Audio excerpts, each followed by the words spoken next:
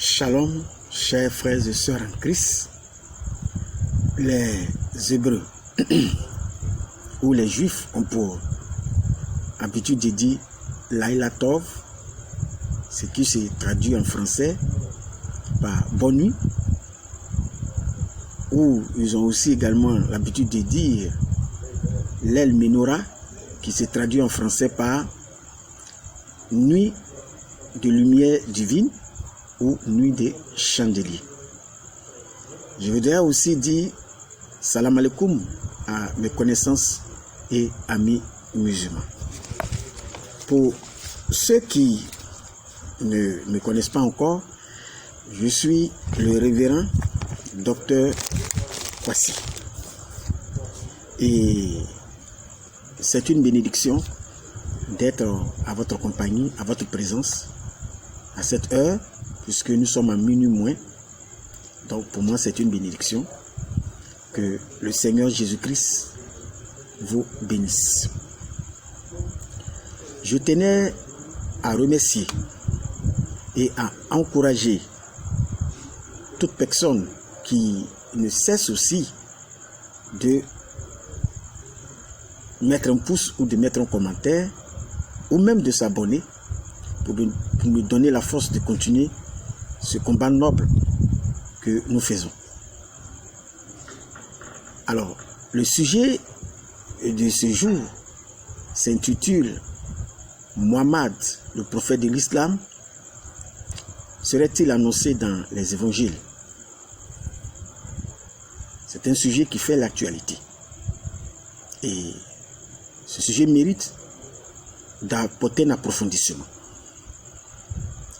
J'ai fait déjà une première vidéo sur ce sujet il y a 1 ou 2 mois de cela.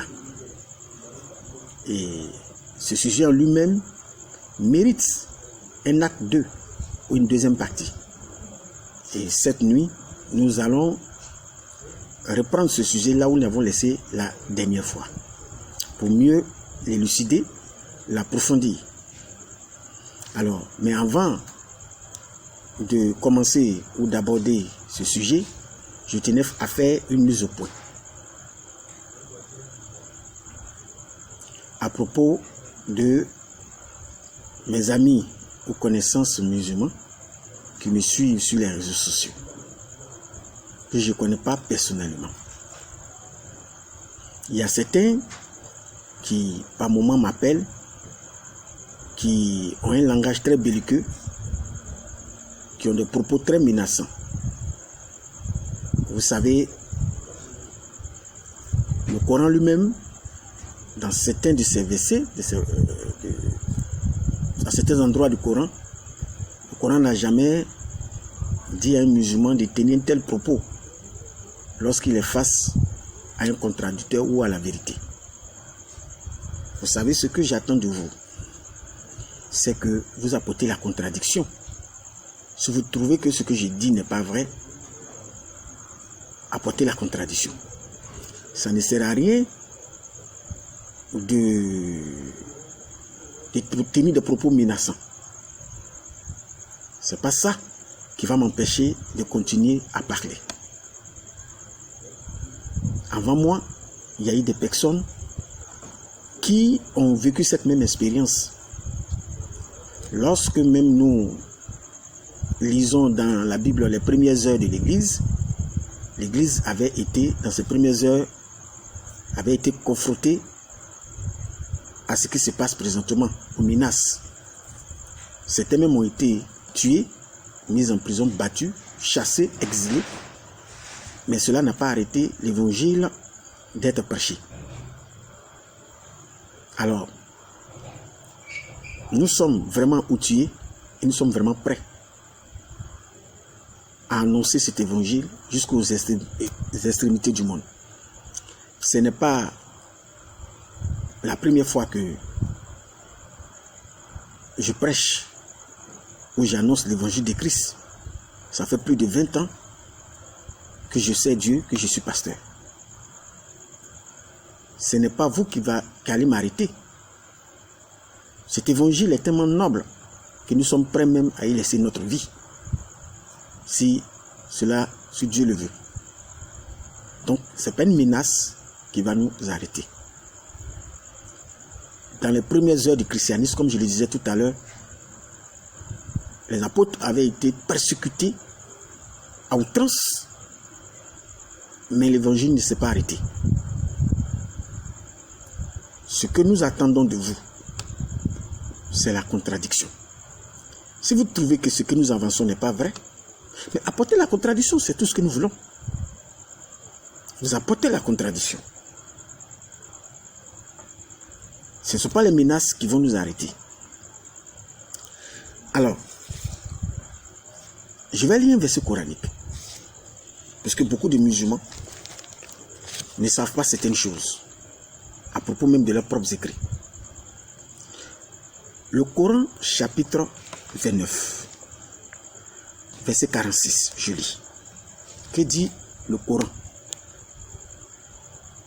Et ne discutez que de la meilleure façon avec les gens du livre. Le Coran ici exhorte les musulmans à échanger de la meilleure façon avec les chrétiens et les juifs.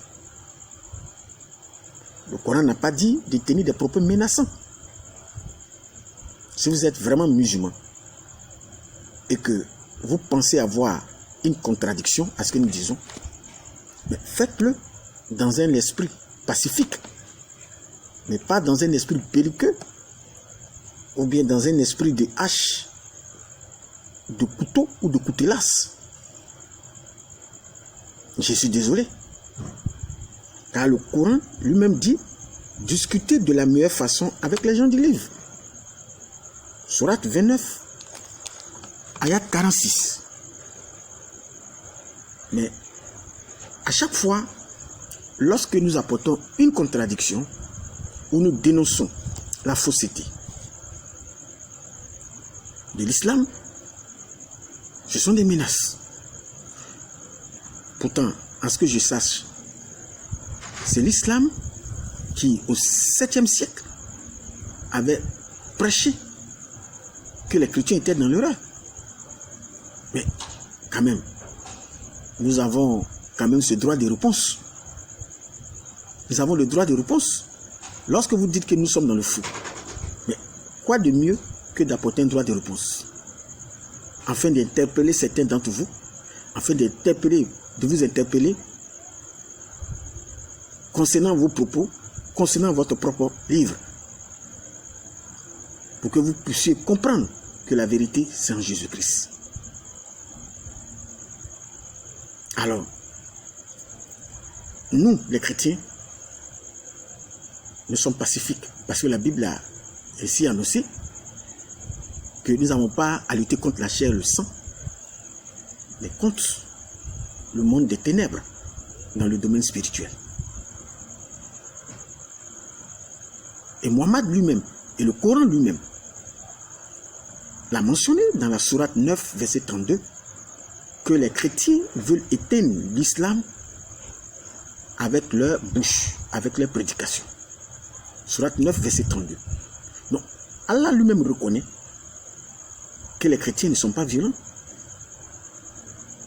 Allah lui-même reconnaît que les chrétiens combattent l'islam, mais pas avec les armes physiques, pas avec des bombes, des fusils ou des machettes, ou pas avec les mux, mais avec leur prédication.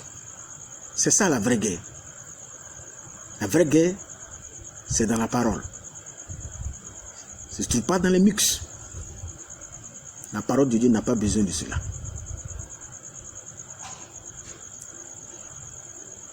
À l'époque, j'ai fait beaucoup de débats avec certains imams et certains oustas. Mais la raison pour laquelle j'ai mis ces débats entre parenthèses, parce que plus d'une fois, à chaque fois que nous sommes rencontrés pour des débats, ces imams-là venaient avec certains de leurs élèves ou étudiants de l'école coranique.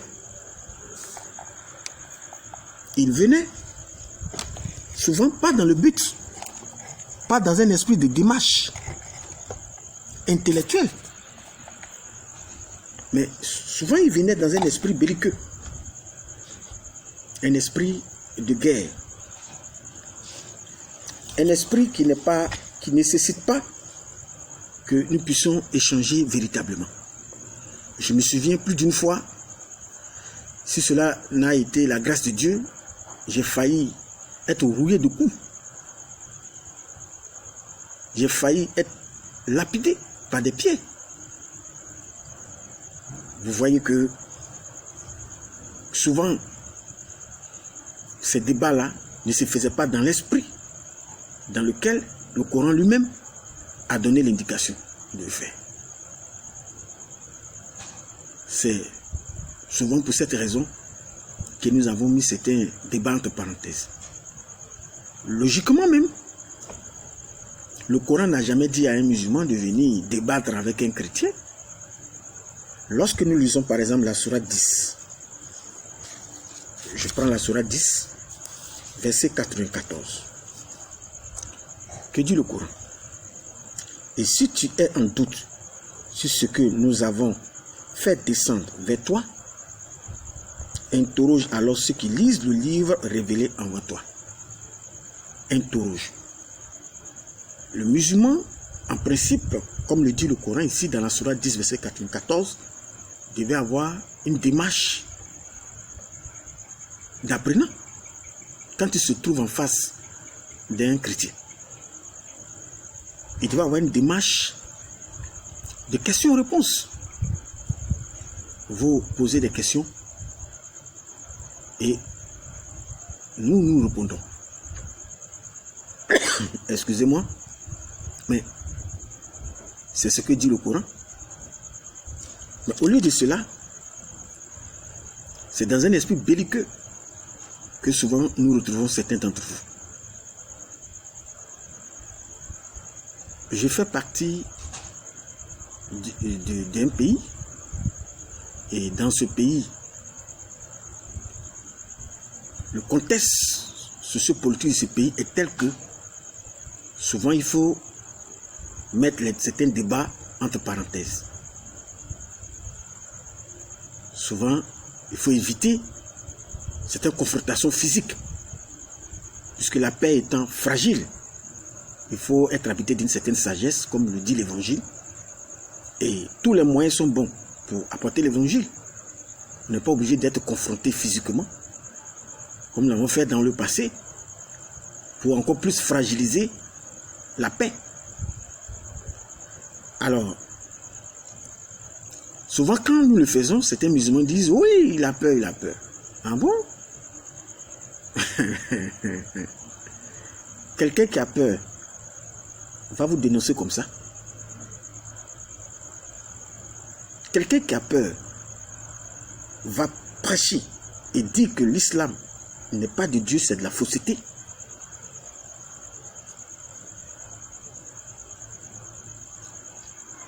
Si Jésus lui-même n'a pas eu peur, les apôtres n'ont pas eu peur, ce n'est pas nous qui allons avoir peur. Alors, je vais, pour ne pas perdre le temps sur ce premier point, concernant cette mise au point, sans plus tarder, je crois que nous allons aborder le sujet du jour, qui s'intitule « Mohammed est-il annoncé dans les évangiles ?» Ce sujet va s'articuler autour de 3 points qui sont très importants. Premièrement, je serai beaucoup technique, c'est-à-dire dans le premier point, je serai technique. Quand je dis je serai technique, c'est-à-dire je vais faire l'usage du grec pour pouvoir mieux élucider ou rendre plus clair un élément de ce sujet qui est très important. Vous savez que par moment, on est obligé d'être technique pour mieux clarifier certaines choses. Donc, je vous demanderai de prêter attention pour pouvoir mieux saisir ce qui va se passer dans ce premier point. Ensuite, dans le second point, nous allons passer en examen ou en revue 5 versets les plus importants que les musulmans utilisent pour accréditer la thèse que Mohammed s'est annoncé dans les évangiles. Et ces 5 versets-là se trouvent particulièrement dans les évangiles de l'apôtre Jean.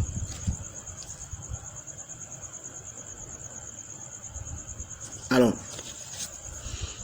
le troisième point concernant ce sujet, nous allons poser 2 questions fondamentales. La première question, est-ce que le mot paraclet, qui est le Saint-Esprit, est-il explicitement associé à Mohammed ou au Saint-Esprit?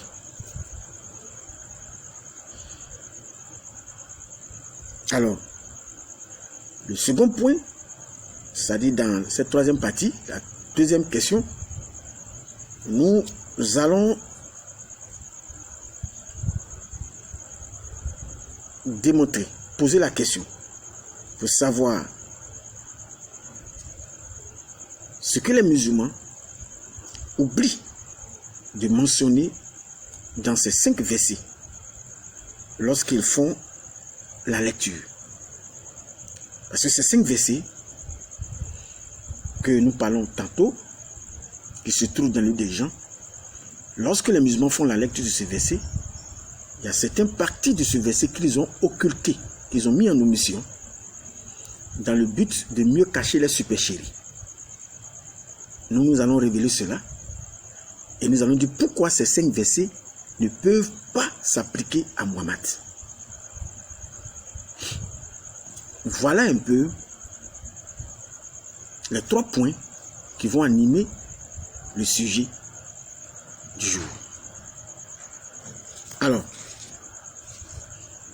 lorsque les musulmans disent que Mohammed est annoncé dans les évangiles, ils ne disent pas cela de façon fortuite ou gratuite. Ils pensent cela réellement. Et qu'est-ce qui les amène à penser cela? C'est parce qu'ils croient effectivement que Mohammed est annoncé. Pourquoi? Parce qu'il y a 2 versets coraniques qui disent que Mohammed est annoncé dans les évangiles et dans la Torah. Alors, nous allons lire ces 2 versets coraniques pour introduire ce sujet. D'abord, nous allons prendre le Coran dans la sourate chapitre 7, le verset 157 que je lis. Voilà, je lis. Ceux qui suivent le messager, le prophète illettré, qu'ils trouvent écrit, mentionné chez eux dans la Torah et l'Évangile. Vous voyez que ce verset ici révèle que Mohammed, le messager d'Allah illettré, est mentionné dans la Torah et les Évangiles. Sourate 7, verset 157. Il y a la sourate, une seconde sourate, la sourate 61, le verset 6, je lis. Et quand Jésus, fils de Marie, dit: ô enfant d'Israël, je suis vraiment le messager d'Allah, envoyé à vous, confirmateur de ce qui, dans la Torah, est antérieur à moi, et annonciateur des messagers à venir après moi, dont le nom sera Ahmad. D'après les musulmans, ou d'après ce verset coranique, Sourate 61, verset 6, Jésus, au lieu d'annoncer le Saint-Esprit, c'est Mohammed qui l'a annoncé. Il dit: Jésus a prophétisé Mohammed. Alors, nous allons lire les évangiles pour voir vraiment si Mohammed est vraiment annoncé par Jésus dans les évangiles. Alors, ce qu'il faut savoir, c'est que les musulmans ont alors émis plusieurs hypothèses en lisant ces deux sourates. Sourate 157, sourate 61, verset 6. Ils ont émis plusieurs hypothèses pour pouvoir prouver que Mohammed est annoncé dans les évangiles. La première hypothèse, ils disent que l'islam serait le royaume de Dieu annoncé par Jésus dans Matthieu 21, le verset 43. La deuxième hypothèse, les musulmans seraient les derniers ouvriers de la parabole de Matthieu chapitre 20, verset 1 à 16. Troisième hypothèse, Mohammed serait la fameuse pierre rejetée par les bâtisseurs dans Matthieu 21, verset 42.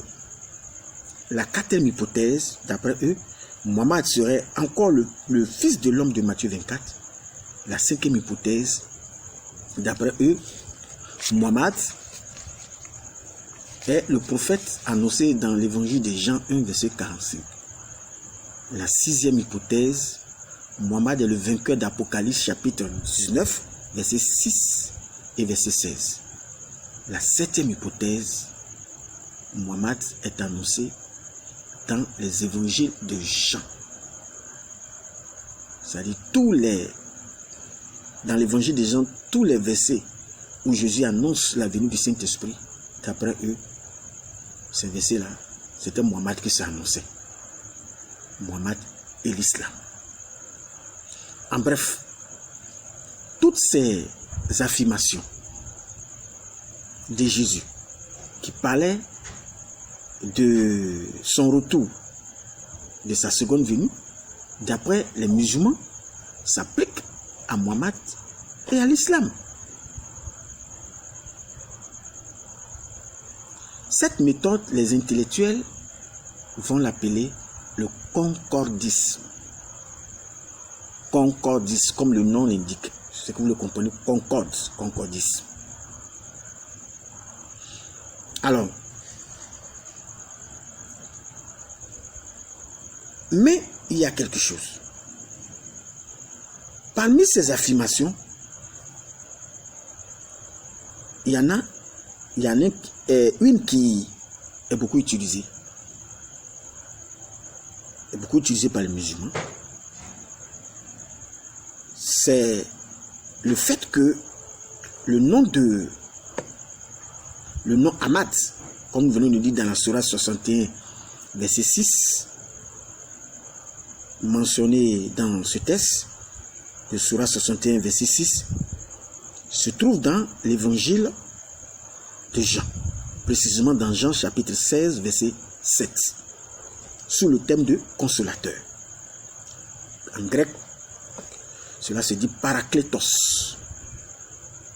Le mot parakletos traduit dans ce verset par consolateur, défenseur, avocat, est contesté par certains savants musulmans. Ils disent que dans le texte original, le mot n'était certainement pas parakletos, mais plutôt périkletos. Périkletos qui veut dire glorieux et qui peut se traduire en arabe par Ahmad. Vous comprenez? Donc ces savants musulmans là disent que dans le texte original du grec, ce n'était pas écrit parakletos, mais périkletos. Vous voulez, je vous montre, excusez-moi, le texte lui-même en grec. Permettez-moi de vous montrer. J'ai la Bible ici grecque. Voilà. J'espère que vous voyez ce qui est écrit. C'est écrit Kata Yohanen. Et vous voyez là où j'ai entouré en bleu là. Voilà, là où j'ai entouré en bleu, c'est écrit parakletos. Ça, c'est le texte purement grec. Donc, ces musulmans-là disent que nous, on a enlevé Périclétos pour le substituer par Parakletos. Voici ce qui est écrit dans la Bible grecque. Vous voyez, je l'ai écrit en grec ici, Parakletos, et je l'ai transcrit en français, Parakletos. Ça, c'est ce que je vais nous montrer tout à l'heure dans la Bible grecque. Pour ceux qui connaissent un peu le grec ou ceux qui voient en français, c'est écrit Parakletos. Où est sorti le nom Paraclé, que nous disons Paraclé, le Saint-Esprit. Les musulmans là disent que nous, qu'est-ce qu'on a fait? Vous voyez, ils disent à l'origine c'était ça là, Périclétos. Périclétos. Et que nous, on aurait enlevé Périclétos pour le substituer, pour le remplacer par Paraklétos. Vous voyez, que nous on a remplacé Périclétos par Paraklétos. C'est ce que disent les musulmans. Et ils savent bien de quoi ils parlent, puisqu'ils disent que Périclétos signifie le glorieux. Et comme le nom de Muhammad en arabe, quand on traduit, ça signifie le glorieux, celui qui est plein de louanges, et que Périclétos a cette même signification, ce qui signifierait que nous, quand on a vu cela, on a enlevé Périclétos qui a la même signification que le nom Ahmad en arabe, pour le remplacer par Paraklétos. J'espère que vous me suivez très bien. Parce que je vous ai dit que dans la première partie, je serai un peu technique. Mais je vais lire un professeur de grec. Un professeur de grec. Il y en a plusieurs d'ailleurs qui se sont prononcés sur ce sujet. Du nom de Campbell. Que dit Campbell à propos de l'utilisation de Périclétos? Bien que le mot Périclétos, ce que les musulmans revendiquent, c'est Périclétos, n'oubliez pas. Mais ce qui est écrit dans la Bible, c'est Paraklétos. Paraklétos. Mais ce que les musulmans revendiquent, c'est Périclétos. Donc le professeur Campbell se prononce. Écoutez, c'est un grand professeur de grec. Il dit bien que le mot Périclétos, qui signifie célèbre ou renommé, apparaît dans l'Iliade et l'Odyssée du grand poète Homère du Xe siècle avant Jésus-Christ. Nous n'avons aucun texte faisant l'emploi de ce mot, ni d'un mot de la même famille, dans le grec koiné, cette langue dans laquelle ont été écrits le Nouveau Testament et la Septante grecque de l'Ancien Testament. Le mot Périclétos ne repose donc sur aucune justification textuelle ou linguistique. Que dit ce professeur Campbell? Le professeur Campbell dit que certes, ce mot que revendiquent les musulmans, qui se dit Périclétos, c'est un mot grec. Effectivement, ça existait. Mais ce professeur dit que ce mot-là existait très loin, 10 siècles avant la venue de Jésus-Christ. Et on a retrouvé la trace de ce mot dans la littérature grecque. La littérature d'un grand poète grec du nom de Homère. Dans ses écrits qu'on appelle l'Iliade et l'Odyssée. Et il dit, à part cela, ce mot-là est tombé à l'oubli. Et lorsque nous sommes arrivés dans le grec du Nouveau Testament, nous n'avons trouvé aucune trace de ce mot-là dans le grec du Nouveau Testament. Il n'est pas d'ailleurs le seul à le dire. Il y a encore plusieurs autres professeurs que je pourrais bien lire ce soir, mais pour ne pas être long, c'est pour cela que je vais essayer de raccourcir ce que je dis. Alors, Périclétos n'existait plus lorsque le Nouveau Testament s'écrivait, puisqu'on n'a retrouvé aucune trace de ce mot-là dans le grec koiné du Nouveau Testament. C'est plutôt 10 siècles en avant que nous avons retrouvé Périclétos dans la littérature grecque, dans les écrits du poète Homère, dans l'Odyssée et dans l'Iliade. Alors, qu'est-ce qui va se passer? Lorsque les savants musulmans vont faire la vérification et qu'ils vont voir que effectivement ce mot-là est absent du Nouveau Testament, dans le Nouveau Testament grec, ils vont encore une fois trouver une explication disant que les chrétiens auraient volontairement falsifié ou modifié le texte derrière le mot Péréclétos en Paraklétos. C'est ce qu'ils vont avancer. Toujours la même thèse de la falsification. Ils vont avancer la thèse de la falsification pour dire que voilà, les chrétiens ont falsifié leur texte. Parce que c'est ça la méthode souvent de certains musulmans. Lorsqu'ils ont le dos au mur, automatiquement, la seule arme qu'ils ont, c'est d'utiliser la thèse de la falsification. Pour dire oui, les chrétiens ont falsifié les écrits. Alors, permettez-moi d'ouvrir une parenthèse sur ce point-là de la falsification. J'aimerais dire à tout musulman ou aux chrétiens que cette thèse qui consiste à dire que les écrits des chrétiens sont falsifiés n'est pas vraie. Cette thèse-là que vous avancez vous met vous-même les musulmans en désaccord avec votre propre Coran. Le Coran n'a jamais dit que les écrits des chrétiens sont falsifiés. Le Coran ne l'a jamais dit. Aucun musulman ne pourra apporter cette preuve pour dire que oui, les chrétiens ont falsifié leurs écrits. Tout musulman qui dirait cela, il se met en désaccord et il commet même blasphème. Puisque le Coran n'a jamais dit que les chrétiens ont falsifié leurs écrits. Que dit le Coran? Le Coran dit que c'est dans les prêches des chrétiens que souvent certains d'entre eux falsifient. Ils changent le sens des mots. Le Coran dit que la falsification se trouve dans les prêches, mais pas dans l'écrit. Je vais le prouver tout à l'heure. Et à ce propos, je demanderai à tout musulman de me fournir un verset qui dit le contraire de ce que j'ai dit. Qui me fournisse un verset qui va nous donner la preuve que le Coran dit que les écrits des chrétiens sont falsifiés.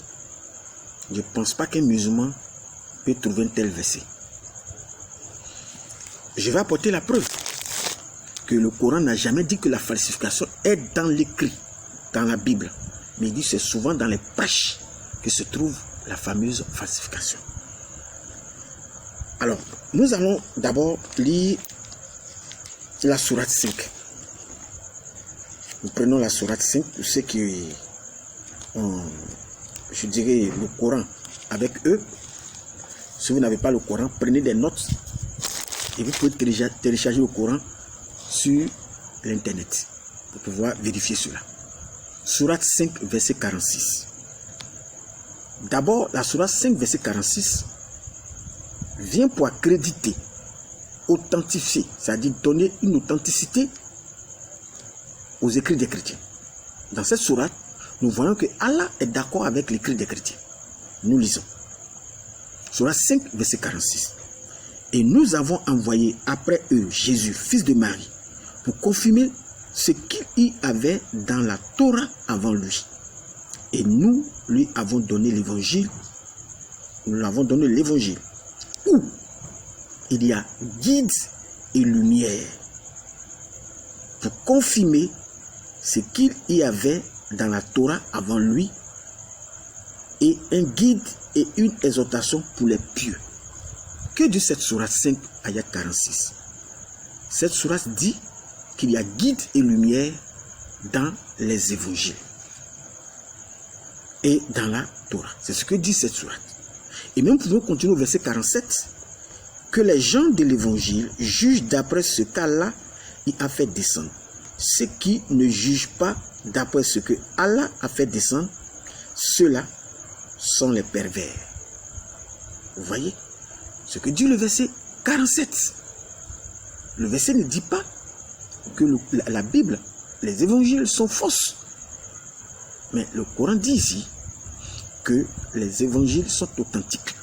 Et il demande même les autres tout chrétiens à juger d'après cet évangile-là. Lorsque nous lisons la sourate 5:68, la même chose est dite pour la Torah.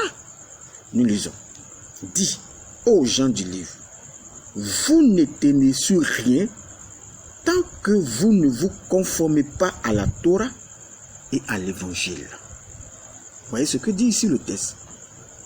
Nous devons nous conformer à la Bible, c'est-à-dire la Torah et l'évangile.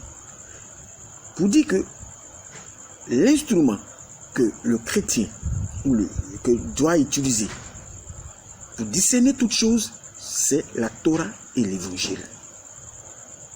Mais c'est ce que dit ce verset. Et lorsque nous lisons même la sourate 2, nous lisons la sourate 2, verset 136,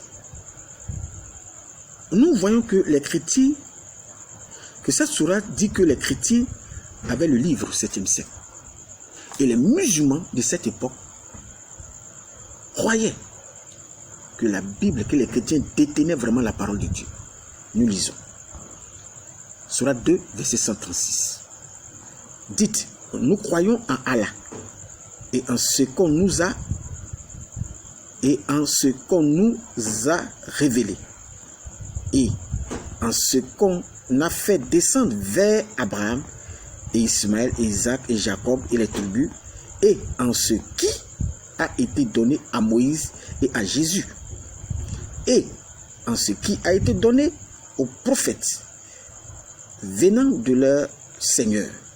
Nous ne faisons aucune distinction entre eux, et à lui nous sommes soumis. Que dit cette sourate? Cette sourate est claire. Les musulmans des premières heures de l'islam disent ici qu'ils croient que les chrétiens avaient la Bible, avaient la parole de Dieu avec eux. Ils le confessent même d'ailleurs, qu'ils croient. Tous les prophètes qu'ils ont cités dans l'Ancien Testament jusqu'à Jésus, ils ont confessé ici qu'ils croient à ce qu'ils ont fait descendre, à ce qui est descendu par eux, à ce qu'Allah leur a donné, c'est-à-dire la Torah et les évangiles. Ces musulmans-là avaient une ferme confiance à cela. Même si vous voulez, je lis encore la sourate 29, verset 46. Je lis cette sourate. 29, verset 46. Et ne discutez que de la meilleure façon avec les gens du livre, sauf ceux d'entre eux qui sont injustes. Et dites, nous croyons en ce qu'on a fait descendre vers vous. Et descendre, en ce qu'on a fait descendre vers nous, excusez-moi, et descendre vers vous. Les musulmans de cette époque disent qu'ils croyaient à ce qui est descendu vers eux et ce qui est descendu vers nous, les chrétiens. Tandis que notre Dieu est votre Dieu, etc., le Coran va continuer. Donc, les musulmans ici confessent, encore une fois, dans la sourate 2, 136 et dans la sourate 29, verset 46, ils confessent que les chrétiens avaient la Bible et ont toujours la Bible. Ces musulmans-là, ils croyaient à cela. Vous comprenez? Alors, d'où est venue souder la falsification? Puisque nous venons de constater ici que les chrétiens des premières heures de l'islam croyaient que les chrétiens avaient la Bible, avaient la parole de Dieu, les chrétiens et les juifs. Donc d'où est venue cette idée de falsification? Parce que nous voyons ici une une dichotomie, une grande différence entre les chrétiens des premières heures de l'islam et les chrétiens, les musulmans des premières heures de l'islam, excusez-moi, et les musulmans de l'ère actuelle. Ils ne disent pas la même chose. Parce que nous venons de lire ici que les musulmans des premières heures de l'islam croyaient que les chrétiens avaient vraiment la parole du Seigneur. Mais d'où est venue cette idée de falsification? Il y a en fait deux sources. Mais nous ne verrons pas la deuxième source, puisque ça va être un peu trop long. Mais la première source m'intéresse beaucoup. La première source, c'est le Coran lui-même. Mais le Coran lui-même, comme je le disais, n'a jamais dit que les écrits des chrétiens sont falsifiés. L'idée de falsification, c'est venue du Coran, mais le Coran s'est limité aux paroles des chrétiens, c'est-à-dire à leurs prédications, et non à leurs écrits. Ce sont les musulmans actuels qui ont inventé l'idée de falsification des écrits des chrétiens. Le Coran ne l'a jamais dit. Nous allons lire la sourate 4. Parce que moi, je donne toujours les preuves de ce que j'ai dit. La sourate 4, nous lisons le verset 46. Écoutez très bien. Sourate 4, verset 46. Voici ce que dit le Coran. Le Coran n'a jamais dit que la falsification était dans les écrits, mais dans les prêches des chrétiens. De certains même d'ailleurs. On n'a pas dit tous. Nous lisons. Il en est parmi les juifs. Oui. Il en est parmi les juifs qui détournent les mots de leur sens et disent: nous avions entendu, mais nous avons désobéi. Écoute, sans qu'il te soit donné d'entendre, et favorise-nous Raïna, tordant la langue et attaquant la religion. Si au contraire il disait: nous avons entendu et nous avons obéi, écoute et regarde-nous, ce serait meilleur pour eux et plus droit. Donc nous lisons dans cette sourate 4 verset 46 que ce ne sont pas les écrits qui sont falsifiés, mais plutôt le sens des mots qui sont tordus par quelques personnes parmi les juifs. Nous lisons encore la sourate 2, verset 75. Je prends la sourate 2, verset 75. Nous lisons. Eh bien, espérez-vous, musulmans, que des pareils gens, les juifs, vous partagent la foi, alors qu'un groupe d'entre eux, après avoir entendu et compris la parole d'Allah, la falsifiait sciemment. Encore une fois, ce verset ici ne dit pas que les écrits des chrétiens sont falsifiés, puisque le célèbre commentateur musulman, le biographe du prophète Mohammed, du nom d'Ibn Kathir, a commenté cette sourate 2, verset 75, comme suite. Écoutez bien ce que Ibn Kathir dit concernant cette sourate 2, 75. Qu'est-ce qu'il dit? Je lis ses propos. Il dit: ainsi, de la parole de Dieu, il fournissait délibérément une interprétation abusive. Donc Ibn Kathir dit que les chrétiens, ou si vous voulez les juifs, apportaient une interprétation abusive des textes. Lui non plus ne dit pas que la falsification se trouve dans les écrits.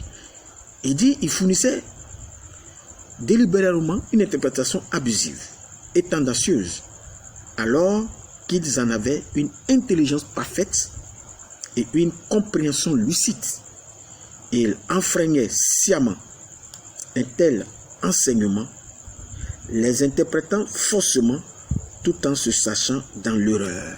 Donc Ibn Kathir, lui aussi, qui a vécu quelques siècles, quelques temps après le prophète Mohammed, n'a jamais dit que les écrits des chrétiens, ou ne dit pas ici que les écrits des chrétiens, dans cette sourate 275, lorsqu'il interprète que les écrits des chrétiens sont falsifiés.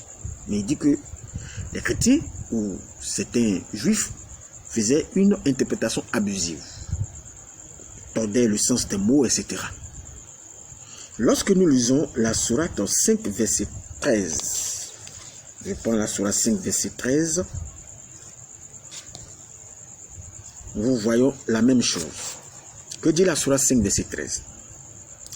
Et puis, à cause de leurs violations de l'engagement, nous les avons maudits et endurcis leur cœur. Ils détournent les paroles de leur sens et oublient, ils détournent les paroles de leur sens, etc. Donc, que dit ici la sourate? Encore une fois, il n'est pas question de falsification des textes, mais d'une torsion des sens. C'est une torsion des sens. Le texte ne dit nullement qu'il y a falsification ici, dans le texte. Alors que ces musulmans-là nous apportent la preuve que le Coran dit que les écrits des chrétiens sont falsifiés. Je lis encore une fois la sourate, si vous voulez, la sourate 3, verset 78. Voilà, je prends la sourate 3.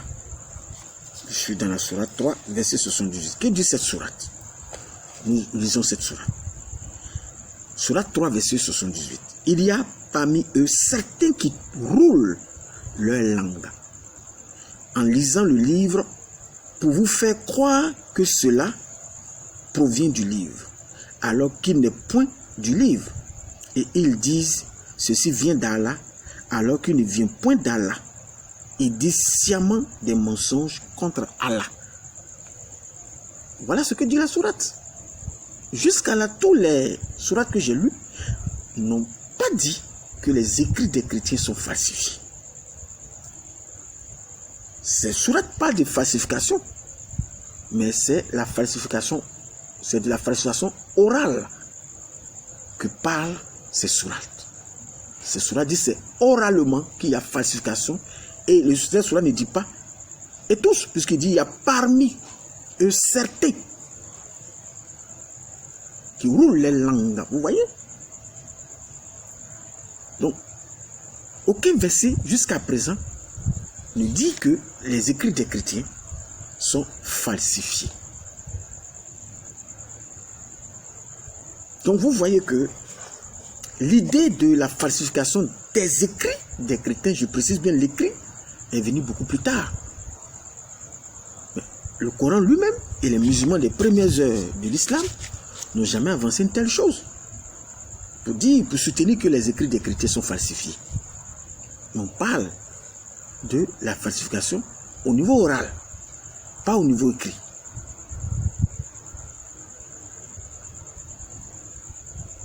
Lorsque nous prenons par exemple la sourate 6, je prends la sourate 6, verset 34. Que dit le Coran?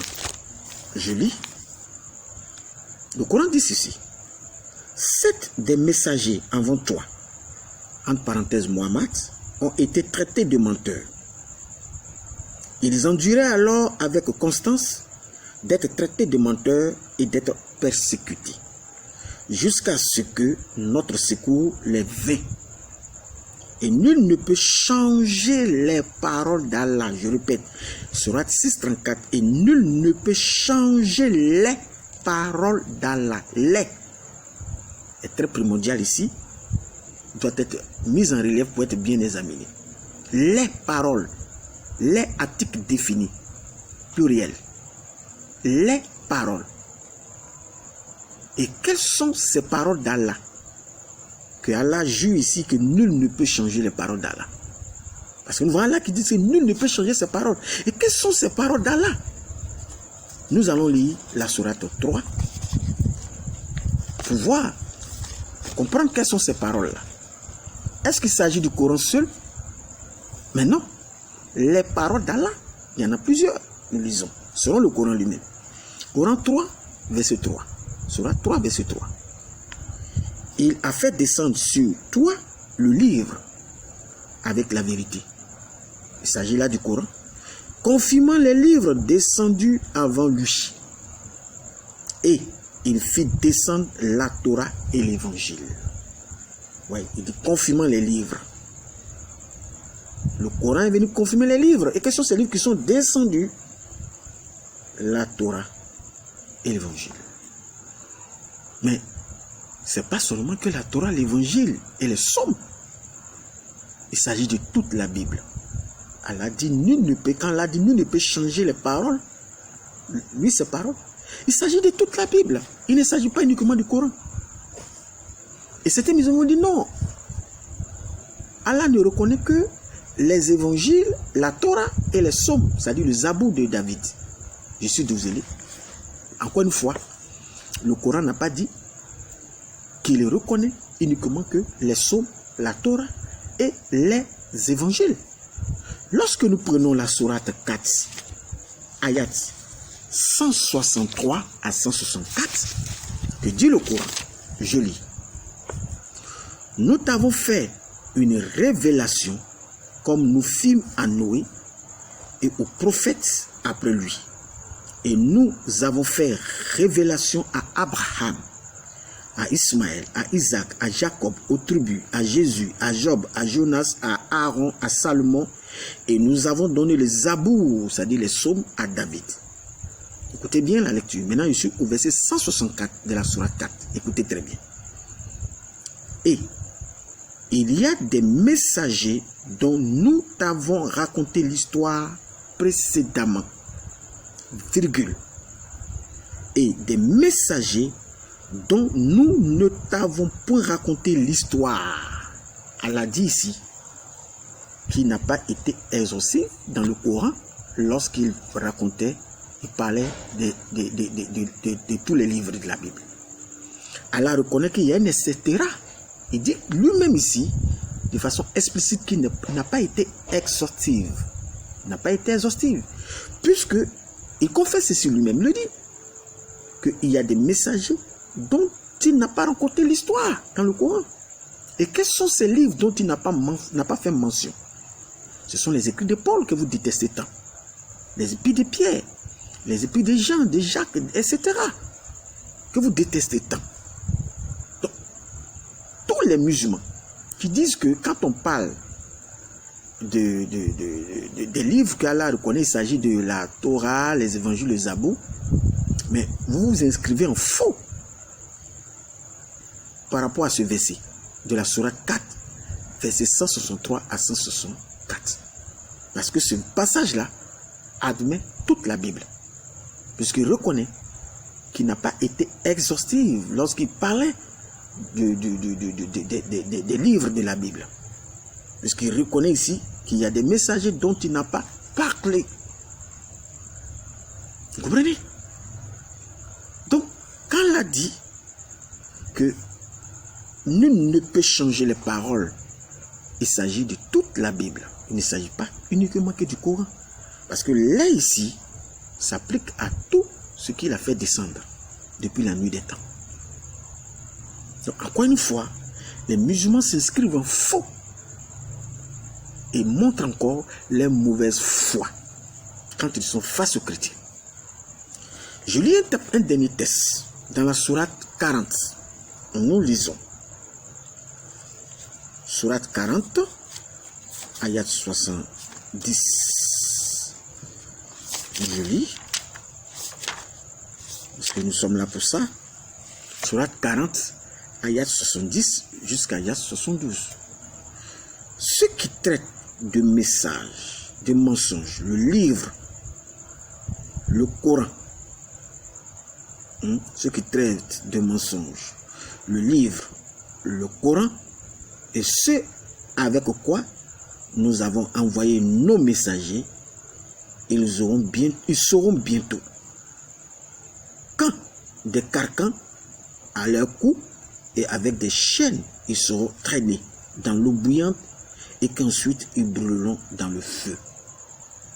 Vous voyez ici que ce verset, la sourate 40, ayat 70 à 72, Allah menace d'enfer tous ceux qui osent dire que ces paroles sont corrompues, tous ceux qui osent dire que sa parole a été falsifiée.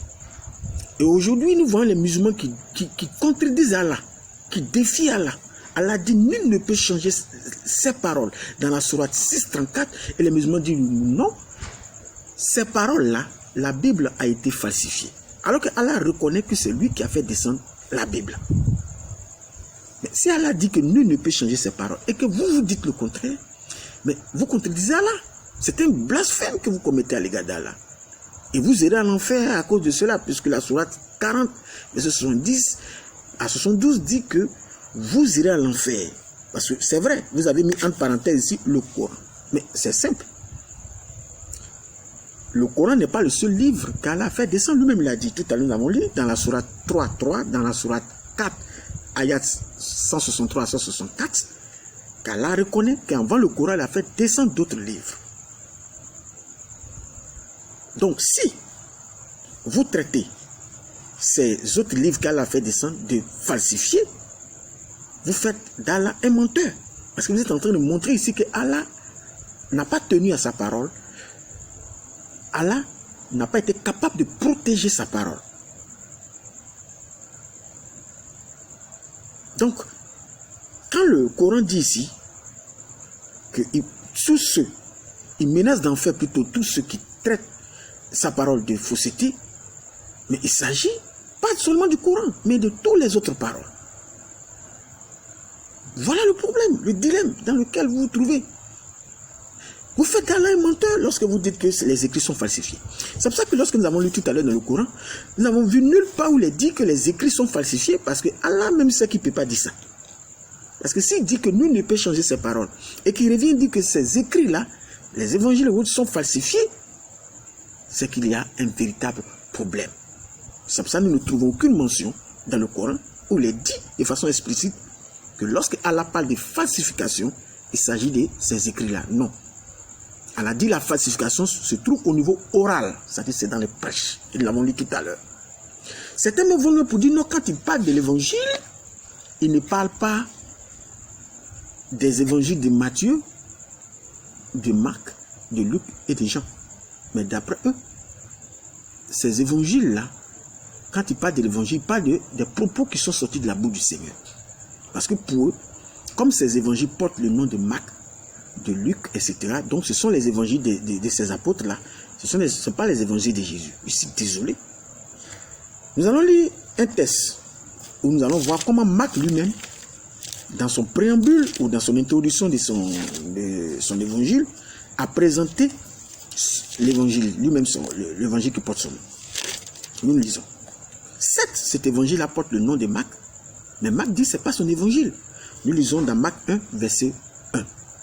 Que dit ce texte? Il dit, commencement de l'évangile de Jésus-Christ. C'est comme ça que l'évangile de Marc commençait. En introduisant ceci, en disant ceci, commencement de l'évangile de Jésus-Christ. Il n'y a pas de commencement de l'évangile de Marc. Donc quand vous dites que l'évangile, là, ce sont les propos qui sont sortis de la bouche de Jésus, et que lorsque l'un des apôtres parle dans l'évangile, ce n'est pas l'évangile de Jésus, je suis désolé. Parce que les apôtres ici n'ont joué que le rôle des narrateurs. Sinon cet évangile ne les appartient pas. C'est vrai, ça porte les noms, mais ça ne leur appartient pas. Ça ne leur appartient pas. Puisque Marc vient de témoigner ici que l'évangile, quand on parle de l'évangile de Matthieu, l'évangile de Marc, de Luc et de Jean, il ne s'agit pas de leur évangile parce que ça porte les noms, mais il s'agit de l'évangile de Jésus-Christ, puisque nous venons de le lire ici. Alors, je suis désolé, chers musulmans, arrêtez de rencontrer des conneries à propos des écrits des chrétiens. Arrêtez cela. Lorsque vous êtes coincé, vous avancez la thèse de la falsification. Je pense que ce soir, vous êtes délivrés. Et tous les chrétiens qui m'écoutent, désormais, cette fausse pilule-là ne passera pas. Ça ne passera pas devant eux. Parce qu'ils auront assez d'arguments pour vous arrêter dans vos dires. Nulle part il n'est dit que les écrits des chrétiens sont falsifiés.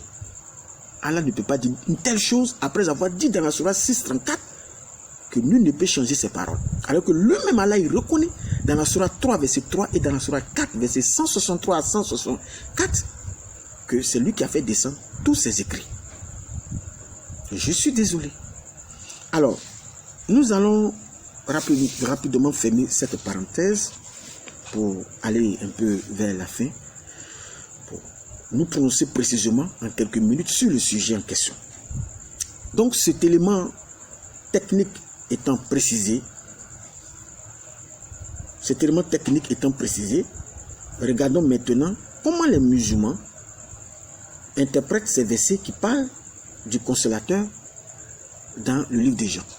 Parce que je vous avais dit à l'introduction que nous allons passer en revue tous les textes qui parlent, que les musulmans utilisent pour accréditer, tous les textes dans l'évangile de Jean, bien sûr, que les musulmans utilisent pour accréditer la thèse qu'il s'agirait de Mohammed. Donc nous allons voir comment ils interprètent ces textes-là.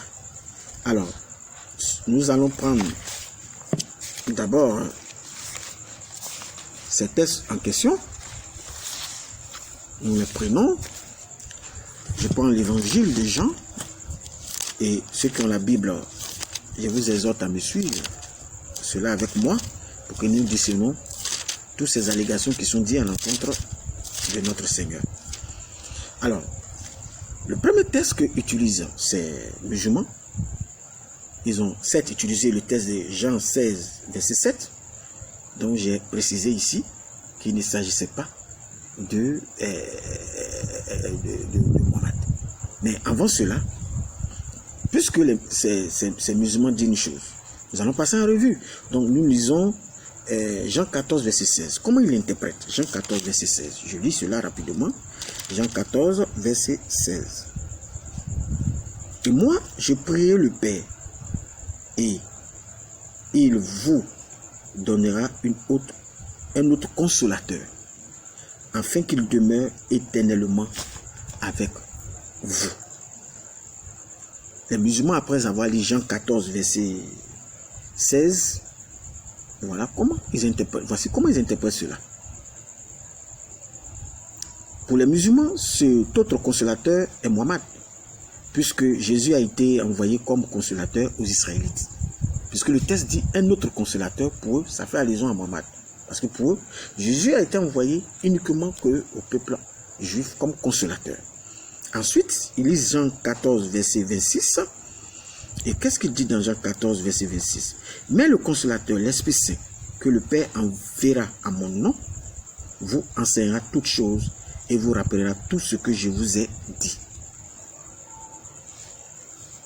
Pour eux, Mohammed, voilà comment ils interprètent cela. Pour eux, Mohammed a rappelé les choses dites à Jésus, puisqu'il est enseignant, d'après eux. Ensuite, le troisième texte qu'ils utilisent, Jean 15, 26. Que dit Jean 15, 26? Nous lisons Jean 15, 26. Quand sera venu le consolateur, que je vous enverrai de la part du Père, l'Esprit de vérité qui vient du Père, il rendra témoignage de moi. Il rendra témoignage de moi. Ici, le consolateur est appelé l'Esprit de vérité. Or, le mot esprit peut être utilisé pour parler d'un homme, d'après ces musulmans. Donc pour eux, Mohammed, étant prophète, il a dit toute la vérité. Donc d'après eux, Mohammed a rendu témoignage de Jésus, Issa. Donc ce verset-là, pour annonce Mohammed. Ils prennent un quatrième verset. La sourate, l'évangile de Jean, chapitre 16, verset 7 à 8. Cependant, je vous dis la vérité. Il vous est avantageux que je m'en aille. Car si je ne m'en vais pas, le consolateur ne viendra pas vers vous. Mais si je m'en vais, je vous l'enverrai. Vous l'enverrez, c'est ce que dit le verset. Et quand il sera venu, il convaincra le monde en ce qui concerne le péché, la justice et le jugement. Alors, ici les musulmans disent qu'il s'agit de Mohammed. Dans ce verset, puisqu'il est dit, il convaincra le monde. Et il a transmis un message sur le péché, sur la justice d'Allah et sur le jugement d'Allah. Puisque pour eux, le Saint-Esprit était déjà là, donc il n'est pas logique de dire qu'il viendra encore à nouveau, que le Saint-Esprit viendra à nouveau, puisqu'il est déjà là. Alors, le 5e verset, c'est Jean 16, verset 13 à 14. Nous lisons Jean 16, verset 13 à 14. Quand le consolateur sera venu, l'Esprit de vérité, il vous conduira dans toute la vérité, car il ne parlera pas de lui-même, mais il dira tout ce qu'il aura entendu. Et il vous annoncera les choses à venir. Il me glorifiera, parce qu'il prendra de ce qui est à moi et vous l'annoncera. Vous voyez. Donc, pour eux, ce texte est Muhammad, à cause de l'expression, il dira tout ce qu'il aura entendu et il vous annoncera les choses à venir. Donc, pour eux, ce texte est Muhammad. Alors, qu'est-ce que nous allons faire? Nous allons passer à la 3e partie, après avoir dit comment ces musulmans comprennent ces versets dont ils font usage pour démontrer ou accréditer la thèse qu'il s'agit ici de Muhammad. Nous allons diagnostiquer ces versets. Nous allons relever toutes les supercheries que ces musulmans font sur ce verset. Nous allons montrer tout ce qu'ils ne lisent pas dans ces versets. Puisqu'ils font dire ce verset ce qu'ils ne disent pas. Ils font dire à ces versets ce que ces versets ne disent pas. Donc nous allons relever dans ce 3e point toute la supercherie des musulmans, tout ce qu'ils cachent, tout ce qu'ils ont occulté, tout ce qu'ils omettent de dire dans ces versets. Parce que s'ils le disaient, ces versets-là révéleraient, ou ces versets-là confirmeraient que ces versets ne s'appliquaient pas à Muhammad. Donc, d'abord, avant de le faire, nous allons voir que lorsque Jésus parle du consolateur, est-ce que cela s'applique à Muhammad ou au Saint-Esprit? Nous prenons à cet effet Jean chapitre 14, le verset 26. Nous lisons. Mais le consolateur, l'Esprit Saint, vous voyez comment Jésus dit ici, il dit, mais le consolateur, virgule. Et Jésus dit que ce consolateur-là, il dit c'est l'Esprit Saint. Il n'a pas dit c'est Muhammad. Mais le consolateur, virgule, l'Esprit Saint, que le Père enverra à mon nom, vous enseignera toutes choses et vous rappellera tout ce que je vous ai dit. Jésus dit ici que le consolateur, c'est l'Esprit Saint. Il n'a pas dit que c'était Muhammad. Je suis désolé. Il ne dit pas que c'est Muhammad.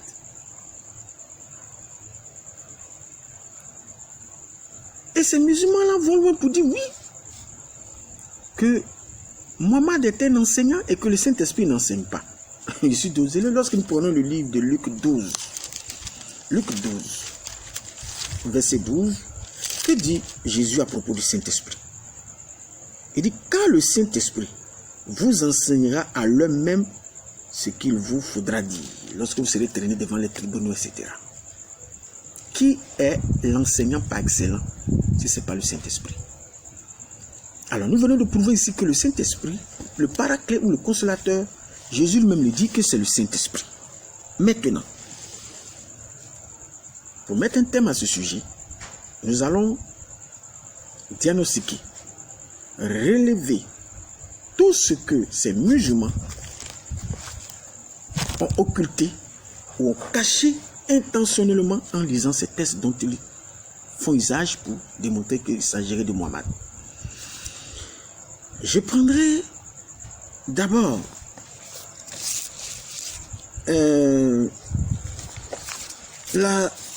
Jean chapitre 14. Je prendrai d'abord ici Jean chapitre 14 à partir du verset 17 au verset 19. Nous lisons Jean 14 à partir du verset 17 jusqu'au verset 19. L'esprit de vérité que le monde ne peut recevoir, parce qu'il ne le voit point et ne le connaît point. Mais vous le connaissez. Jésus dit que les disciples, puisqu'il s'adressait aux disciples à cette époque, que les disciples connaissent l'Esprit de Dieu, cet Esprit Saint. L'Esprit Saint, ils le connaissent. Mais Muhammad qui vient 6 siècles, à partir de 570 après notre ère, est-ce que les apôtres le connaissent? Ici, il y a un véritable anachronisme entre Mohammed et les disciples. Un véritable anachronisme en ce que Jésus dit ici à propos du Saint-Esprit et Mohammed. Jésus dit que les disciples connaissent le Saint-Esprit, ils le connaissent. Mais qui était là? Qui demeurait auprès d'eux? Il s'agit bel et bien de qui? Vous allez le voir vous-même, qui était là? De qui Jésus parle ici? De quand il demeure avec vous et sera en vous. Mohammed peut-il être en nous? C'est un esprit. Et il continue verset 18 pour dire, je ne vous laisserai pas orphelin. Je viendrai à vous. Qui peut-il laisser quelqu'un orphelin si ce n'est pas le Père? Donc Jésus révèle ici sa qualité de Père. Et il dit, je viendrai à vous. Vous voyez qu'au fil et à mesure, quand il parle, ce qu'il dit devient de plus en plus clair. Il dit que le Saint-Esprit, il indique par là que le Saint-Esprit c'est lui. Puisqu'il dit, je viendrai à vous. Au verset 19, il dit, encore un peu de temps et le monde ne me verra plus. Vous voyez qu'il parle de lui maintenant en parlant du Saint-Esprit. Il parle de lui. Il parle du Saint-Esprit, mais il montre quelque part que le Saint-Esprit c'est lui. Et le monde ne me verra plus, mais vous me verrez car je vis. Vous me verrez. Effectivement, c'est vrai, il n'est plus là physiquement, mais il est là. Habite en nous désormais en tant qu'esprit. Lorsque Jésus parlait de sa seconde venue, la seconde venue de Jésus est en plusieurs étapes. L'une des premières étapes de sa seconde venue, c'est que Jésus, il vient comme esprit. Et il est venu comme esprit le jour de la Pentecôte, habiter dans les croyants pour sceller les âmes pour le salut. Ça, c'est la première étape de la venue de notre Seigneur Jésus-Christ. Dans sa seconde venue. Mais la seconde étape dans sa seconde venue, c'est qu'il viendra physiquement nous raconter dans les airs, afin de pouvoir porter l'église là où vous savez. Et dans cette même étape, dans cette deuxième venue, il y a une autre étape où il descend sur la montagne des Oliviers, la montagne de Sion, pour mener la guerre d'Armageddon, puisque les Israélites, après le départ de l'église, seront dans ce qu'on appelle la tribulation. Toutes les nations vont faire coalition contre Israël afin de l'éliminer. Et Jésus vient comme le vainqueur pour faire la guerre d'Armageddon afin d'instaurer le royaume de 1000 ans dont il a promis à David. Le royaume de 1000 ans où Israël va régner 1000 ans sur la terre. Le millénium, comme on le dit. Et après le millénium, Satan sera relâché pour un peu de temps pour pouvoir préparer et faire la guerre de Gog et Magog afin de pouvoir faire le jugement dernier. Et nous passons dans l'éternité. Donc vous voyez que sa seconde venue, il y a plusieurs étapes dans sa seconde venue. Il vient en tant qu'esprit saint, habiter dans les croyants pour sceller les âmes, et il vient dans les airs pour prendre l'église, et il vient sur la montagne des Oliviers pour faire la guerre d'Armageddon, pour instaurer le millénium. Il y a plusieurs étapes dans sa seconde venue. Mais la première étape est déjà accomplie, parce qu'il est déjà venu comme esprit pour habiter dans les croyants. Donc, pour ceux qui... Parce que les gens confondent ici les attributs. Parce que Père, Fils, Esprit, Saint-Esprit, ce sont les attributs d'une même personne. Ce sont les fonctions. Ce sont les différentes positions d'un même Dieu. Mais les gens prennent les attributs pour des personnes. Voilà l'erreur, voilà encore une autre erreur. Quand Jésus parle du Saint-Esprit, tu as l'impression qu'il ne s'agit pas de lui. Mais il indique par là que c'est lui l'Esprit qui vient habiter les croyants. Si vous voulez, je lis un texte dans le livre de Jean, chapitre 3, verset 13. Écoutez Jean 3, verset 13. Que dit Jésus?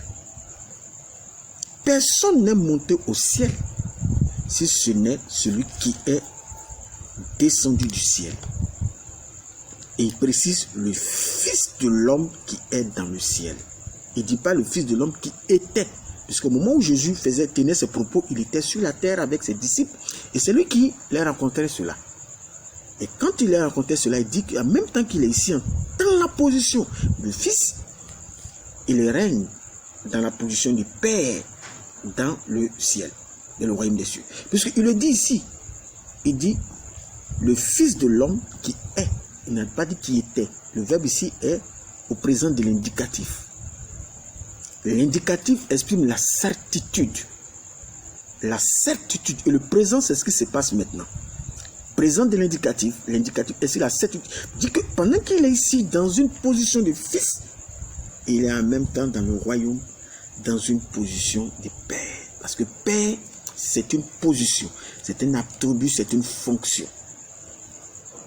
Père signifie créateur. Fils, c'est une position dans laquelle Christ se met pour pouvoir faire le sacrifice pour sauver l'humanité. L'Esprit Saint, c'est une autre position dans laquelle il se met pour sceller les âmes des croyants. Donc vous voyez, quand vous lisez le texte ici, des gens, vous avez l'impression qu'ils parlent du Saint-Esprit comme étant quelqu'un d'autre, mais en réalité c'est lui. Puisque dans la Bible, on dit le Saint-Esprit, c'est l'Esprit de Christ. Vous voyez? Lorsque nous lisons même Éphésiens chapitre 2, verset 20. Éphésiens, permettez-moi de lire cela. Si vous voulez, Galates 2, verset 20. Ne pas que je me trompe, Galates 2, le verset 20. Paul dit, j'ai été crucifié avec Christ. Et si je vis, ce n'est plus moi qui vis, c'est Christ qui vit en moi. Comment Christ, qui est un homme physique, peut-il vivre en lui?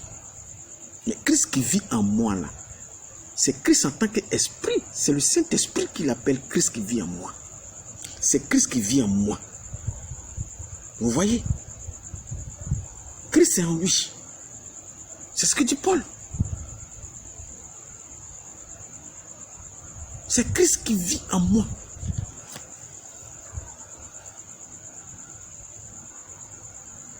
Voilà le problème.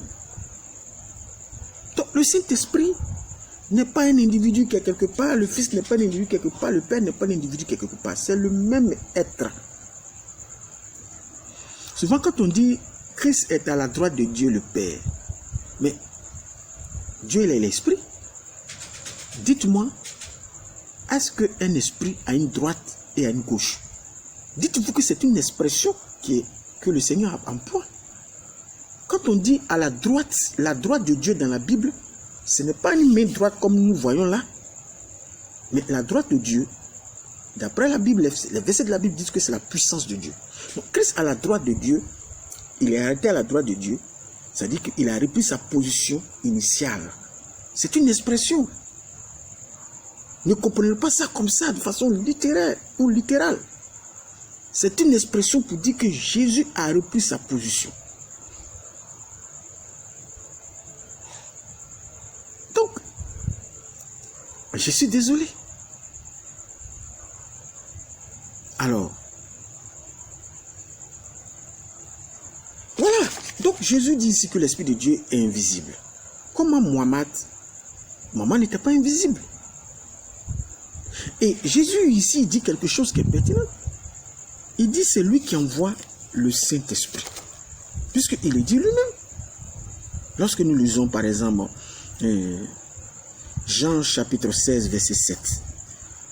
Je reprends Jean 16 verset 7. Il dit c'est lui qui envoie le Saint-Esprit. Il dit, cependant, je vous dis la vérité. Il vous est avantageux que je m'en aille, car si je ne m'en vais pas, le consolateur ne viendra pas vers vous. Mais si je m'en vais, je vous l'enverrai. Est-ce que les musulmans peuvent accepter cela? Si Mohammed est le Saint-Esprit, si Mohammed est le consolateur, donc vous acceptez que c'est Jésus qui envoie Mohammed. Alors si quand on vous pose la question, vous dites non, c'est Allah qui a envoyé Mohammed.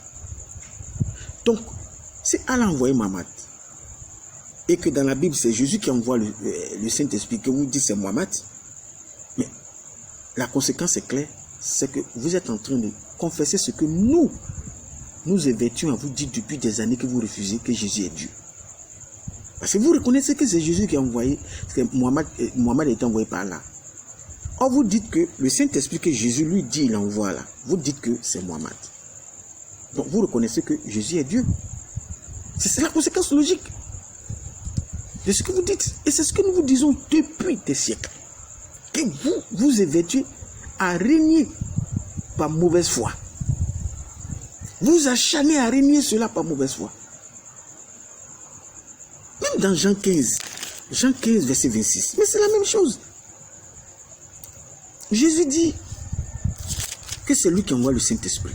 Et quand sera venu le consolateur, que je vous enverrai de la part du Père, l'Esprit de vérité, il dit je vous l'enverrai. L'Esprit de vérité qui vient du Père et rendra témoignage de moi. Vous voyez? Jésus le dit que c'est lui qui envoie le Saint-Esprit. Encore, chers musulmans, au-delà, après tout ce que je viens de dire, il est clair que Mohammed a montré son incapacité à vous conduire dans la vérité.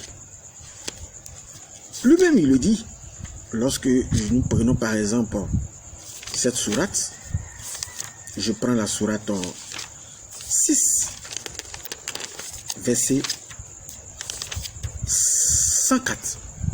Mohammed dit, 7, il vous est parvenu des preuves évidentes. Tout ce que je viens de dire est une preuve évidente de la part de votre Seigneur. Donc, quiconque voit clair, ça veut dire que tout ce que je viens de dire, si tu vois clair, Mohammed te dit, c'est en ta faveur. Et quiconque reste aveugle, si tu veux rester aveugle à tout ce que tu viens d'entendre, c'est à ton détriment. Car Mohammed dit lui-même, je ne suis nullement chargé de votre sauvegarde. Mohammed ici s'est désengagé. Et il a montré son incapacité à vous conduire dans la vérité. Et regardez, dans la sourate 72, verset 21, il dit la même chose. Il dit, je ne possède aucun moyen pour vous faire du mal, ni pour vous mettre sur le droit chemin. Il s'est désengagé. Hein? Il montre ici son incapacité. Il montre ici, au soir de sa vie, qu'il s'est désengagé. Si tu veux rester dans l'islam, ça te risque péril. Mais il y a quelqu'un qui t'aime encore, qui a encore la main tendue. Mais cette main ne va pas rester tendue éternellement.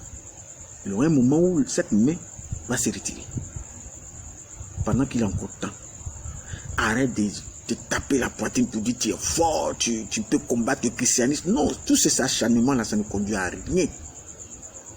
Mohammed a montré son incapacité à te mettre sur le droit chemin. Il a dit lui-même, chers musulmans,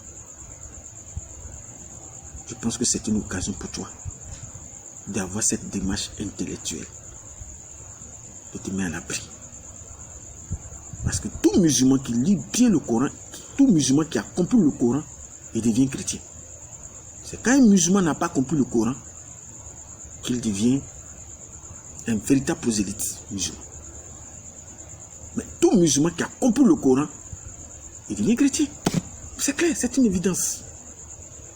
Moi, quand je finis de lire votre Coran là, ça ne fait que renforcer ma position de chrétien. Parce que la véritable lecture du Coran te rend chrétien. C'est ce que vous ne le savez pas. Alors, sur ce, certains vont dire, oui, mon père est musulman, ma mère est musulmane, mes aïeux sont musulmans. Donc moi, je reste musulman. Mais pourquoi quand tu nais que ton père et ta mère sont pauvres, pourquoi toi tu cherches l'argent? Pourquoi tu ne restes pas pauvre? Si c'est cet argument que tu avances, mais dans ce cas, il ne faut pas chercher à devenir riche. Puisque tu as trouvé tes parents pauvres, mais reste pauvre, puisque c'est dans cette logique que tu te trouves. Pourquoi tu cherches l'argent? Ce n'est pas un argument véritable, bien-aimé. Je te laisse mon contact. Je suis au 07 08 04 58 17. Je suis, pour ceux qui sont à l'étranger, au plus 225 07 08 04 58 17. Que le Seigneur Jésus-Christ vous bénisse. Car Jésus vous aime. Amen. Comme les Hébreux, la Bible dit, l'aile menorah. Bonne nuit et nuit des chandeliers. Si tu regardes cette vidéo, bien entendu la nuit, mais si tu regardes le jour, je te souhaite quand même bonne nuit lorsqu'il fera nuit. Que le Seigneur vous bénisse. Amen.